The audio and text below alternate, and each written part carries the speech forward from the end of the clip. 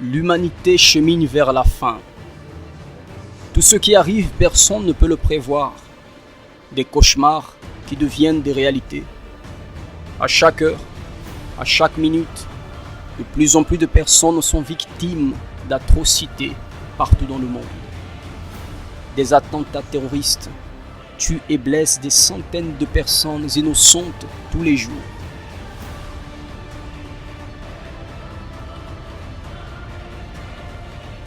En Irak, une voiture armée explose dans une rue où des centaines de personnes étaient en train de faire leurs courses lorsque tout d'un coup, l'atmosphère change. Sans aucune pitié pour la vie humaine, la peur prend le dessus, la désolation, l'affliction causée par un acte si ténébreux envers des personnes qui ne souhaitent que la paix. En Arabie Saoudite, un acte suicidaire a lieu où plusieurs personnes étaient réunies dans un lieu de culte dit sacré pour les musulmans. Personne n'échappe à la colère de l'homme.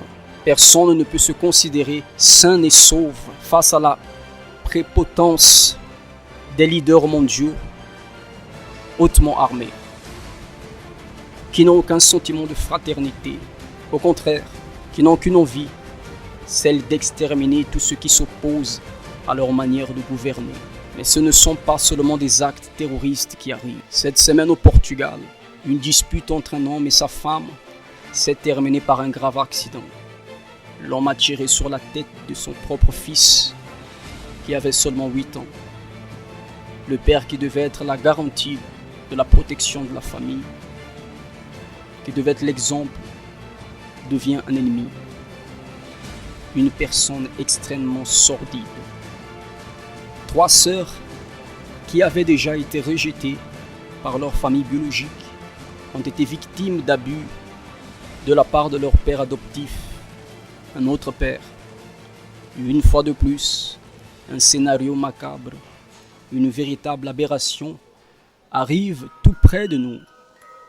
La mort, la souffrance, la douleur se poursuit aussi dans les routes portugaises, en période de vacances. En seulement 3 jours, plus de 530 accidents, dont 7 personnes ont perdu la vie. Une autre preuve que quelque chose va mal dans le monde où nous vivons. Et si l'homme enfreint la loi de la moralité, la nature montre aussi sa colère.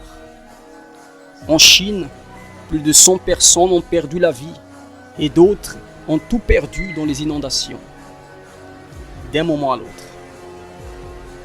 Face à ces scénarios, peut-être êtes-vous indifférent ou déçu, ou peut-être que cela vous effraie.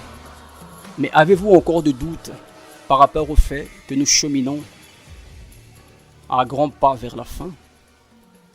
Et vous, qu'êtes-vous en train de faire pour votre salut?